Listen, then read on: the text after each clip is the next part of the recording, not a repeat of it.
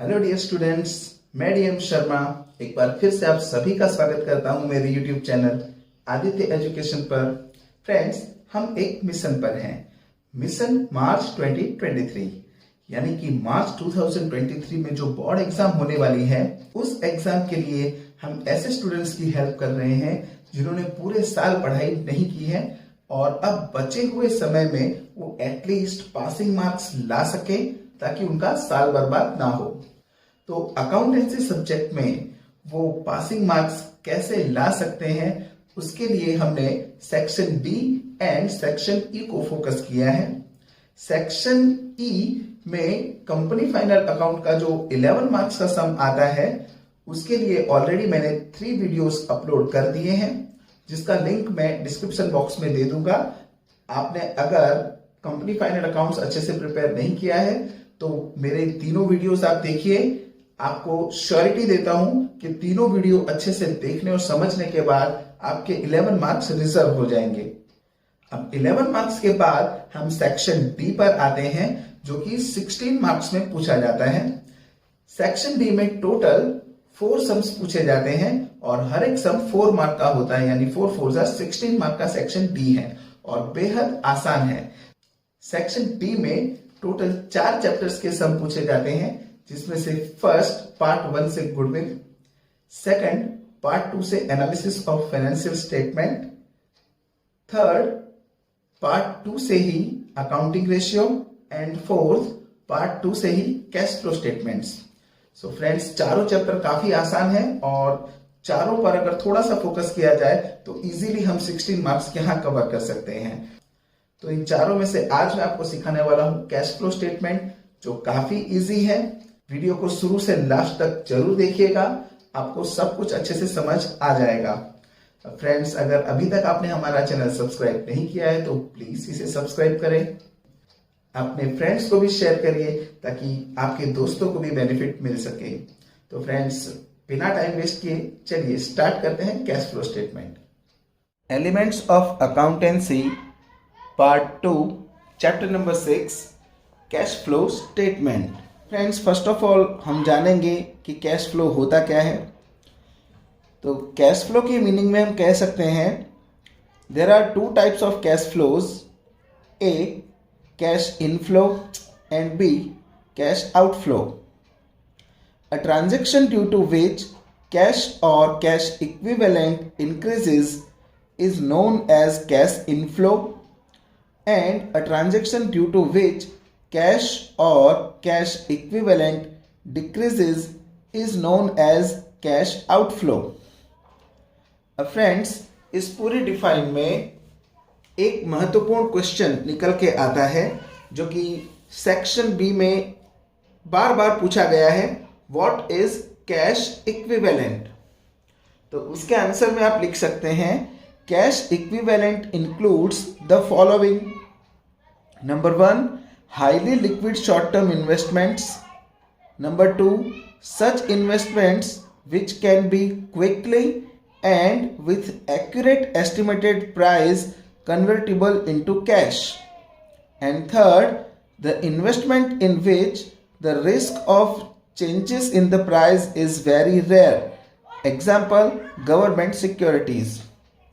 अब अगर इसे हम अच्छे से समझें तो नंबर 1 है highly liquid short term investment. इसका मतलब ये हुआ कि ऐसे इन्वेस्टमेंट जो तुरंत ही कैश में कन्वर्ट हो जाते हों, यानी कि उसे आप मार्केट में बेचो और तुरंत ही वो बिक जाए, जिसके लिए आपको राह देखनी ना पड़े।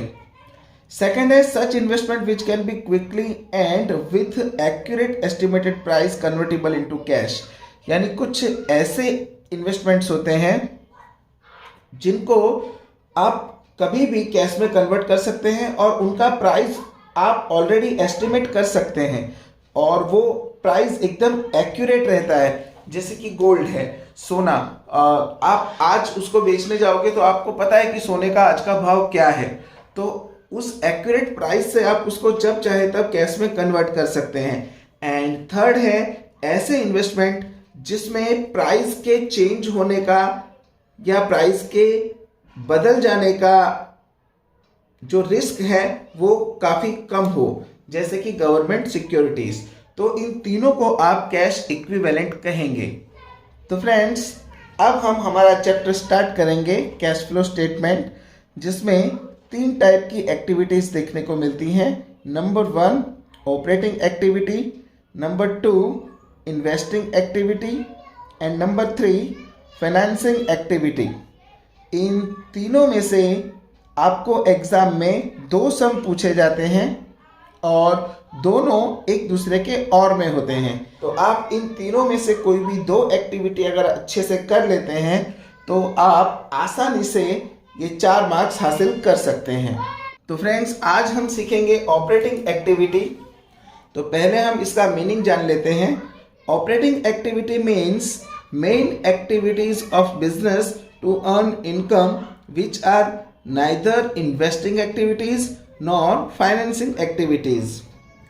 दूसरे शब्दों में हम कहें तो बिजनेस को ऑपरेट या रन करने के लिए जो जरूरी हो ऐसे सभी एक्सपेंसेस एंड इनकम की एक्टिविटी को हम ऑपरेटिंग एक्टिविटी कह सकते हैं। ऑपरेटिंग एक्टिविटी को आसानी से समझने के लिए पहले नॉन ऑपरेटिंग एक्टिविटी को समझना होगा। तो ऐसी हर एक एक्टिविटी जो सीधे सीधे बिजनेस को ऑपरेट करने में हेल्पफुल ना हो या बिजनेस चालू रखो या बंद कर दो, जो इनकम या एक्सपेंसेस होते ही रहें, उन्हें हम नॉन ऑपरेटिंग एक्टिविटी से होने वाली इनकम या एक्सपेंसेस कह सकते हैं। अब फ्रेंड्स, ऑपरेटिंग एक्टिविटी का सम सॉल्व करने के लिए हमारे पास प्रॉफिट एंड लॉस अकाउंट से मिलने वाला प्रॉफिट होगा। और आप सभी जानते ही होंगे कि प्रॉफिट एंड लॉस अकाउंट में सभी टाइप के एक्सपेंसेस जैसे कि administrative expense, selling and distribution expense, financial expense and other expenses का समावेश होता है। और वैसे ही हर टाइप की इनकम भी प्रॉफिट एंड लॉस अकाउंट में क्रेडिट साइड पर लिखी जाती है। और हमें सिर्फ ऐसी इनकम या एक्सपेंसेस चाहिए जो कि ऑपरेटिंग हो। तो प्रॉफिट एंड लॉस के प्रॉफिट में से हमें ऑपरेटिंग एक्टिविटी का कैश फ्लो फाइंड करने के लिए हम non operating income and non operating expenses की रिवर्स इफेक्ट देंगे, या हम ऐसा कह सकते हैं कि non operating expenses and non operating income को हम उसमें से हटा देंगे। तो फ्रेंड्स, हटाने के लिए आपको रिवर्स इफेक्ट देनी पड़ेगी। जैसे कि प्रॉफिट एंड लॉस अकाउंट में हम सभी एक्सपेंसेस की डेबिट साइड एंट्री करते हैं, यानी कि क्रेडिट साइड की इनकम में से उन्हें हम डिडक्ट कर देते हैं। इसका मतलब ये हुआ कि प्रॉफिट एंड लॉस अकाउंट में हमने नॉन ऑपरेटिंग एक्सपेंसेस भी डिडक्ट किए होंगे। तो अब अगर हम उन एक्सपेंसेस की इफेक्ट हटाना चाहते हो तो प्रॉफिट में नॉन ऑपरेटिंग एक्सपेंसेस को हम ऐड करेंगे और नॉन ऑपरेटिंग इनकम को हम लेस करेंगे। तो फ्रेंड्स, अब हम समझेंगे cash flow from operating activity का प्रॉपर फॉर्मेट, जिसके लिए आप देख सकते हैं ऐसा फॉर्मेट आपको बनाना है जिसमें पर्टिकुलर्स और 2 कॉलम आप अमाउंट के लिए बनाएंगे, एक इनर कॉलम एक आउटर कॉलम, जिसमें सबसे पहले आएगा नेट प्रॉफिट, जिसके लिए आपको अगर 2 बैलेंसेस दिए हों तो आपको क्लोजिंग बैलेंस में से ओपनिंग बैलेंस माइनस कर देना है और उसकी अमाउंट डायरेक्ट बाहर यानी आउटर कॉलम में लिख देनी है। उसके बाद आपको ऐड कर देना है नॉन ऑपरेटिंग एक्सपेंसेस, या दूसरे शब्दों में उसे non cash expenses, provision and financial expenses भी कहा जाता है। यानी कि हर टाइप के नॉन कैश एक्सपेंसेस, किसी भी प्रकार की प्रोविजन या रिजर्व और फाइनेंशियल एक्सपेंसेस वो हम नेट प्रॉफिट में ऐड कर देंगे। तो फ्रेंड्स, यहाँ कौन कौन से नॉन ऑपरेटिंग एक्सपेंसेस आते हैं उनकी लिस्ट जरा देख लेते हैं। मैं आपको 7 नॉन ऑपरेटिंग एक्सपेंसेस बताऊंगा, आप कोई भी सम उठाकर देख लीजिएगा, आपको उन 7 एक्सपेंसेस में से ही कुछ एक्सपेंसेस मिलेंगे। तो फ्रेंड्स, पहला एक्सपेंस है जनरल रिजर्व, या मैं कहता हूं कोई भी रिजर्व हो, एनी रिजर्व, यानी अगर आप कोई पैसा रिजर्व में ट्रांसफर करते हैं तो वो आपका नॉन कैश एक्सपेंस माना जाता है। इसके बाद है provision for tax of current year, जैसा कि मैंने आपसे कहा कि आपको सम में 2 ईयर्स दिए होंगे, तो एक करंट ईयर होगा और एक प्रीवियस ईयर होगा। तो जो करंट ईयर का प्रोविजन फॉर टैक्स है उसे आपको यहाँ पर इंक्लूड करना है। इसके बाद का नॉन कैश एक्सपेंस है डेप्रिसिएशन ऑफ एनी एसेट, यानी किसी भी एसेट की डेप्रिसिएशन, चाहे वो लैंड की हो, बिल्डिंग की हो, फर्नीचर की हो, मशीनरी की हो, वो डेप्रिसिएशन आप यहाँ लिख देंगे। फ्रेंड्स, डेप्रिसिएशन भी एक ऐसा एक्सपेंस है जिसे आप कैश में पे नहीं करते, लेकिन प्रॉफिट एंड लॉस अकाउंट में उसे एज एन एक्सपेंस आप दिखाते हैं, तो ये भी एक नॉन कैश एक्सपेंस हुआ। इसके बाद नंबर आता है return of any intangible asset, यानी कि किसी भी टाइप की इंटेंजिबल एसेट हो, जैसे कि गुडविल, पेटेंट, कॉपीराइट, ट्रेडमार्क, अगर उसे रिटर्न ऑफ किया है तो उसकी रिटर्न ऑफ अमाउंट आप यहां लिखेंगे। इसके बाद नंबर आता है फिक्टिशियस एसेट्स का। तो फ्रेंड्स, फिक्टिशियस एसेट्स के बारे में हमने कंपनी फाइनल अकाउंट के टाइम पर भी समझा है।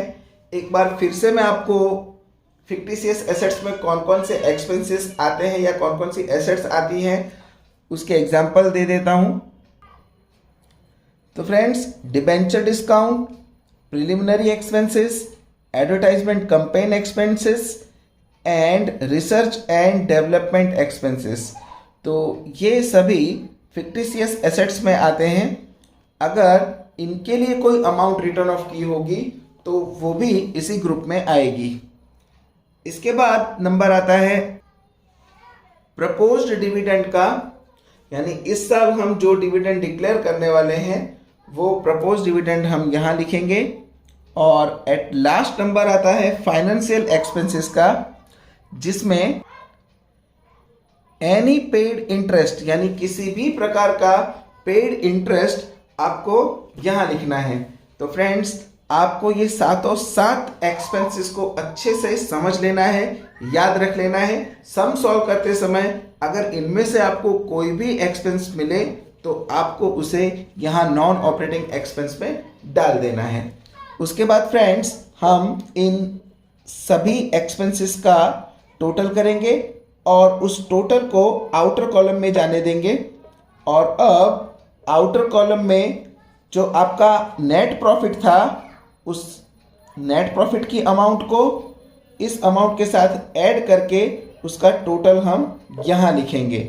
और इसके बाद का स्टेप है friend, less non operating income. तो नॉन ऑपरेटिंग इनकम में ये 3 टाइप की ही इनकम है, जिसमें से फर्स्ट है रेंट रिसीव्ड, सेकंड है डिविडेंड रिसीव्ड एंड थर्ड है profit on sale of any asset. तो इन तीनों इनकम में से किसी भी इनकम को आपके बिजनेस से फर्क नहीं पड़ता। आप अगर बिजनेस चालू रखते हैं तो भी ये इनकम होगी, और अगर आप बिजनेस बंद कर देते हो तो भी ये इनकम तो होने वाली है। फॉर एग्जाम्पल रेंट, आपने अगर आपकी कोई प्रॉपर्टी किसी को रेंट पर दी है तो उसका रेंट आपको मिलता रहेगा, चाहे आप बिजनेस रन करें या उसे बंद कर दें। सेम डिविडेंड, अगर आपने किसी दूसरी कंपनी के शेयर्स में इन्वेस्ट किया है तो उन शेयर्स के इन्वेस्टमेंट पर आपको रेगुलर डिविडेंड मिलता रहेगा। एंड थर्ड है profit on sale of any asset, अगर आप अपनी कोई मिलकत बेचते हैं और उस पर आपको प्रॉफिट होता है तो वो भी नॉन ऑपरेटिंग इनकम के ग्रुप में ही आएगा। तो फ्रेंड्स, अब हम इन तीनों का या इन तीनों में से जो भी हो उसका टोटल कर आउटर कॉलम में लेके जाएंगे, और जो ऊपर वाली अमाउंट हम लेकर आए थे उस अमाउंट में से ये नॉन ऑपरेटिंग इनकम की अमाउंट को हम लेस करेंगे और अमाउंट को आउटर कॉलम में रहने देंगे। अब फ्रेंड्स, हमारे पास आ जाता है हमारा थर्ड स्टेप, जिसमें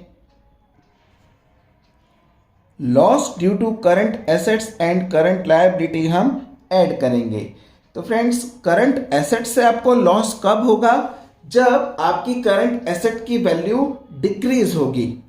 और करंट लायबिलिटी से आपको लॉस कब होगा? जब करंट लायबिलिटी की वैल्यू इंक्रीज होगी। यानी यहां आप लिखेंगे decrease in current assets and increase in current liability. For example debtors, ये आपकी करंट एसेट है। अगर डेटर्स की वैल्यू डाउन हो जाती है, कम हो जाती है, तो आपको नुकसान हो गया, तो वो आप इस ऐड के ग्रुप में डालेंगे। और क्रेडिटर्स यानी आपकी लायबिलिटी, आपको चुकाना है, अगर उसकी वैल्यू बढ़ जाए तो लायबिलिटी का बढ़ना आपका नुकसान है। तो ये दोनों चीजें आपको यहाँ पर ऐड करनी है। अब फ्रेंड्स, इसके बाद नेक्स्ट स्टेप है less gain due to current assets and current liabilities. यानी करंट एसेट से अगर आपको गेन होता है तो वो आप इस लेस के ग्रुप में लेकर जाएंगे। अब फ्रेंड्स, करंट एसेट से आपको गेन कब होगा? जब आपकी करंट एसेट्स बढ़ेंगी। और लायबिलिटी के थ्रू आपको गेन कब होगा? जब आपकी करंट लायबिलिटीज की वैल्यू घटेगी।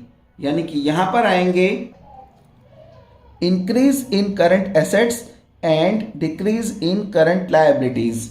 अब इस अमाउंट में loss due to current assets and current liability की अमाउंट ऐड करके gain due to current assets and current liability की अमाउंट लेस करके जो अमाउंट आएगी उसे आप आउटर कॉलम में लिखेंगे। और अब हमारा लास्ट एंड फाइनल स्टेप है less provision for tax of previous year.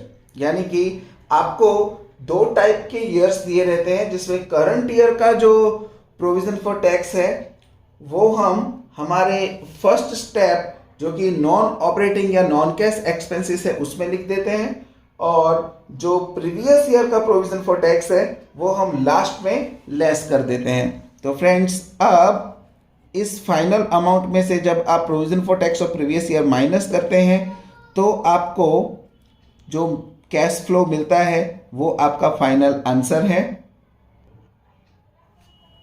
Cash inflow और आउटफ्लो फ्रॉम ऑपरेटिंग एक्टिविटी।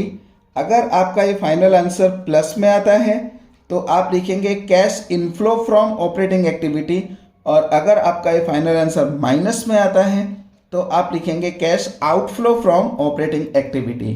तो फ्रेंड्स, यहाँ हमारा फॉर्मेट खत्म हो गया है। अगर आपको ये फॉर्मेट अच्छे से समझ में आया होगा तो आपके 4 मार्क्स सिक्योर हो गए, ऐसा समझ लीजिए। क्योंकि चलिए एक प्रैक्टिकल सम देखते हैं। तो फ्रेंड्स, हम सॉल्व करेंगे सम नंबर 15 जो आपकी टेक्स्ट बुक में पेज नंबर 285 पर दिया हुआ है। यहाँ पर आप देख सकते हैं profit before tax, income tax provision, propose dividend, depreciation, dividend received, interest received, interest paid, goodwill return of and profit on sale of assets. सिर्फ इतनी ही डिटेल यहाँ पर दी हुई है, दूसरी कोई ज़्यादा डिटेल्स आपको नहीं दी हुई। तो ये एक बहुत ही सिंपल सा सम है, जस्ट प्रैक्टिस के लिए हम ये सम सॉल्व करेंगे। आप सभी अपनी टेक्स्ट बुक ओपन रखिएगा, क्योंकि मैं आपको वीडियो में बार बार टेक्स्ट बुक दिखा नहीं सकता। एक एक 1 बाय 1 में रीड करता रहूँगा और मैं डायरेक्ट एंट्रीज आपको दिखाता जाऊँगा। तो चलिए फ्रेंड्स, पहले फॉर्मेट ड्रॉ कर लेते हैं और फिर सम स्टार्ट करते हैं। तो फ्रेंड्स, आप देख सकते हैं हमने यहाँ पर फॉर्मेट ड्रॉ कर लिया है, जिसमें पर्टिकुलर रुपीस। अब फ्रेंड्स, हमारे सम की जो सबसे पहली डिटेल है वो है प्रॉफिट बिफोर टैक्स, जो हम यहाँ लिख देंगे। प्रॉफिट बिफोर टैक्स 99,000 सीधा आउटर कॉलम में। फ्रेंड्स, मैंने आपको फॉर्मेट में समझाया था closing balance minus opening balance, लेकिन आप देख सकते हैं सिर्फ एक ही कॉलम हमको दिया हुआ है। यहाँ पर अलग अलग ईयर्स की डिटेल हमारे पास नहीं है, तो जो प्रॉफिट है डायरेक्टली हम ले लेंगे। इसके बाद फ्रेंड्स, हमारा फर्स्ट स्टेप है ऐड नॉन ऑपरेटिंग एक्सपेंस, और इसके बाद हम करते हैं लेस नॉन ऑपरेटिंग इनकम्स। तो फ्रेंड्स, उसको भी हम लिख लेते हैं। तो फ्रेंड्स, कुछ जगह छोड़कर 6-7 लाइन छोड़कर मैंने नॉन ऑपरेटिंग इनकम भी लिख लिया है। अब जो जो डिटेल आती जाएंगी उसे मैं लिखता जाऊंगा। एक्सपेंसेस की होगी तो एक्सपेंसेस में लिखूंगा, और इनकम की होगी तो मैं इनकम में लिखूंगा। तो चलिए, उसके तुरंत बाद की डिटेल है इनकम टैक्स प्रोविजन 29,000। तो फ्रेंड्स, फॉर्मेट के टाइम पे मैंने आपको बताया था कि करंट ईयर की जो प्रोविजन है वो हम नॉन ऑपरेटिंग एक्सपेंस में ऐड कर देते हैं, और प्रीवियस ईयर की है तो वो हम लास्ट स्टेप में माइनस करते हैं। लेकिन यहाँ तो ऐसा कुछ है नहीं, सीधी एक ही अमाउंट दी हुई है, तो उसे हम नॉन ऑपरेटिंग एक्सपेंस में ही ऐड करेंगे। तो हमने यहाँ पर लिख दिया है ए इनकम टैक्स प्रोविजन 29,000। फ्रेंड्स उसके तुरंत बाद दिया हुआ है प्रपोज्ड डिविडेंड, तो वो भी फ्रेंड इसी ग्रुप में आता है। प्रपोज्ड डिविडेंड यानी कि पे किया हुआ डिविडेंड जो कि फाइनेंशियल एक्सपेंस में आता है, और फाइनेंशियल एक्सपेंस भी नॉन ऑपरेटिंग एक्सपेंस ही कहे जाते हैं। अब उसके तुरंत बाद आपको दिया हुआ है डेप्रिसिएशन जो कि एक नॉन कैश एक्सपेंस है, तो वो भी नॉन ऑपरेटिंग एक्सपेंस में ही आएगा। तो फ्रेंड्स हमने यहाँ पर डेप्रिसिएशन भी लिख दिया है 22,000। उसके तुरंत बाद है डिविडेंड रिसीव्ड। तो फ्रेंड्स नाम से ही पता चलता है कि ये एक इनकम है, तो इसे हम यहाँ नॉन ऑपरेटिंग इनकम में लिखेंगे। तो हमने यहाँ लिख दिया है डिविडेंड रिसीव्ड 21,000। उसके बाद है फ्रेंड्स इंटरेस्ट रिसीव्ड, तो वो भी इनकम के ग्रुप में ही आएगा। तो फ्रेंड्स यहाँ हमने इंटरेस्ट रिसीव्ड भी लिख दिया है। अब इंटरेस्ट रिसीव्ड के बाद आता है इंटरेस्ट पेड। तो किसी भी टाइप का पेड इंटरेस्ट फाइनेंशियल एक्सपेंस होता है, तो वो नॉन ऑपरेटिंग एक्सपेंसेस में आएगा। तो फ्रेंड्स हमने इंटरेस्ट पेड की एंट्री भी कर दी है। इसके बाद आता है गुडविल रिटर्न ऑफ। तो मैंने आपको फॉर्मेट के टाइम पे समझाया था कि किसी भी प्रकार की इंटेंजिबल एसेट या फिक्टिशियस एसेट को रिटर्न ऑफ किया जाए तो वो नॉन ऑपरेटिंग एक्सपेंसेस में ही आएगा। तो फ्रेंड्स हमने उसकी एंट्री भी कर दी है गुडविल रिटर्न ऑफ 15,000। अब लास्ट डिटेल है profit on sale of asset. तो ये हमारी तीसरी नॉन ऑपरेटिंग इनकम होगी। अब फ्रेंड्स दूसरी कोई डिटेल इस समय है नहीं, तो अब हम टोटल करेंगे। तो पहले हम हमारी नॉन ऑपरेटिंग एक्सपेंसेस का टोटल करेंगे। तो इन पांचों का टोटल होता है 1,33,000। अब हमारा जो प्रॉफिट बिफोर टैक्स था उसमें हमारे नॉन ऑपरेटिंग एक्सपेंसेस के टोटल को हम प्लस करेंगे, तो हमें मिल जाएगा 2,32,000। अब फ्रेंड्स हम हमारे नॉन ऑपरेटिंग इनकम का टोटल करेंगे, तो इन तीनों अमाउंट का टोटल होगा 53,000। और अब इस अमाउंट में से जब हम हमारे नॉन ऑपरेटिंग इनकम का टोटल माइनस करेंगे तो हमें मिल जाएगा 1,79,000। तो फ्रेंड्स आप देख सकते हैं ये आंसर हमारा प्लस में आया है। तो फ्रेंड्स यहाँ हमें मिल जाएगा हमारा cash inflow from operating activity. अब इस सब में करंट एसेट या करंट लायबिलिटी से रिलेटेड कोई डिटेल नहीं थी, इसीलिए हमारे वो दो स्टेप्स नहीं हुए। तो फ्रेंड्स ये एक बहुत ही बेसिक सा सम हमने जस्ट प्रैक्टिस के लिए सॉल्व किया। नेक्स्ट वीडियो में इसी एक्टिविटी के दूसरे दो सम्स जो कि एक्सरसाइज में सम नंबर 15 और 17 है, जो कि एग्जाम व्यू पॉइंट से मोस्ट इंपॉर्टेंट है, वो हम सॉल्व करेंगे। तो अगला वीडियो बिल्कुल भी मिस मत कीजिएगा। तो फ्रेंड्स आई होप आपको आज का वीडियो पसंद आया होगा। अगर अभी तक आपने हमारा चैनल सब्सक्राइब नहीं किया है तो प्लीज़ इसे सब्सक्राइब करें। वीडियो पसंद आया हो तो इसे लाइक करें और अपने फ्रेंड्स में शेयर करें ताकि दूसरों को भी बेनिफिट हो सके। तो बहुत जल्द हाजिर होंगे अगले वीडियो के साथ। Good bye.